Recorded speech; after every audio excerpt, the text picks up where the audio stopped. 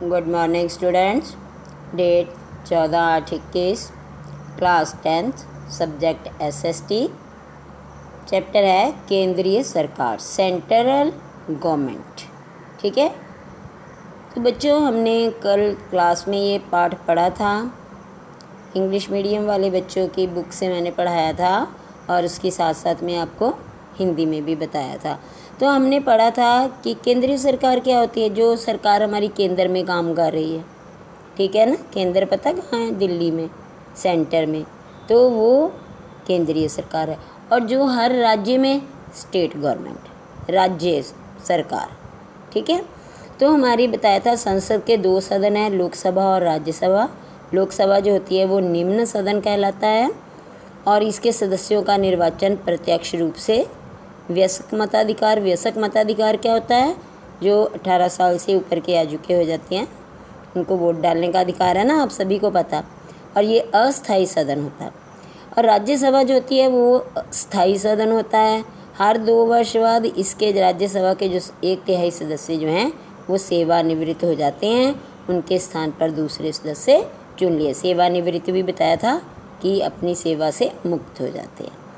ठीक है, उसके बाद मैंने बताया था लोकसभा का अध्यक्ष कौन होता है? अध्यक्ष जिसको स्पीकर कहते हैं, उसका चुनाव कैसे होता है? अपने सदस्यों में से। वो क्या करता है? सदन की कार्रवाई और अनुशासन बनाए रखता है। और जो भारत का उपराष्ट्रपति है वो राज्यसभा का सभापति होता है, ये बताया था। उसके बाद राष्ट्रपति की योग्यताएं बताई थी कि राष्ट्रपति किसको बनाया जा सकता है कि उसकी आयु एक तो 35 वर्ष कम से कम और किसी लाभ के सरकारी पद पर ना आसीन हो। ठीक है, और उस पर किसी भी तरह का कोई भी मुकदमा ना चलता हो, ये बताया। उसके बाद आपको बताया मैंने कि शक्तियों के बारे में भी बताया था और प्रधानमंत्री और मंत्री परिषद के बारे में भी बताया था कि राष्ट्रपति लोकसभा में जो बहुमत दल के नेता होते हैं उसी को प्रधानमंत्री चुनता है, फिर उसकी सलाह से अन्य मंत्रियों की नियुक्ति होती है। इसी तरह उच्चतम न्यायालय की व्यवस्था के बारे में बताया कि एक मुख्य न्यायाधीश होता है और 25 होते अन्य न्यायाधीश। ठीक है, तो अब हम करेंगे इसी पाठ के प्रश्नोत्तर। पहला प्रश्न है लोकसभा का कार्यकाल कितना? कार्यकाल कहता है टेन्यूर। तो लोकसभा का कार्यकाल 5 वर्ष का होता है। 5 वर्ष तक वो सरकार जिसकी भी बन जाती है वो कार्य करती रहती है। अगला प्रश्न है लोकसभा के कुल कितने सदस्य होते हैं? तो बच्चों लोकसभा के अधिक से अधिक 550 कितने सदस्य होते हैं? 550 मेंबर्स।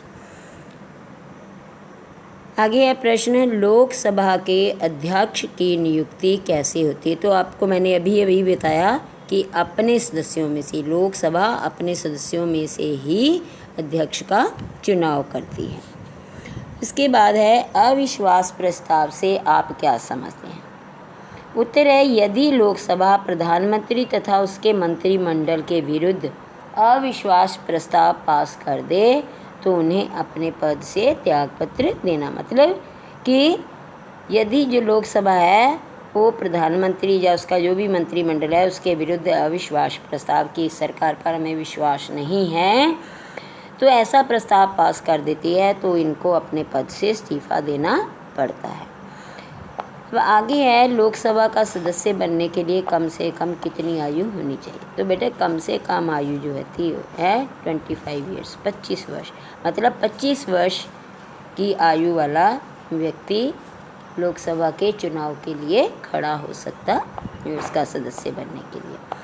अगला प्रश्न है राष्ट्रपति लोकसभा में कितने और कब एंग्लो इंडियन सदस्य मनोनीत करता है?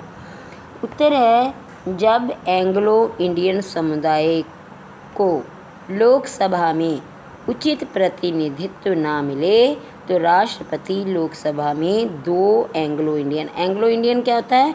आंग्ल भारतीय सदस्य मनोनीत करता है। तो कितने सदस्य? 2।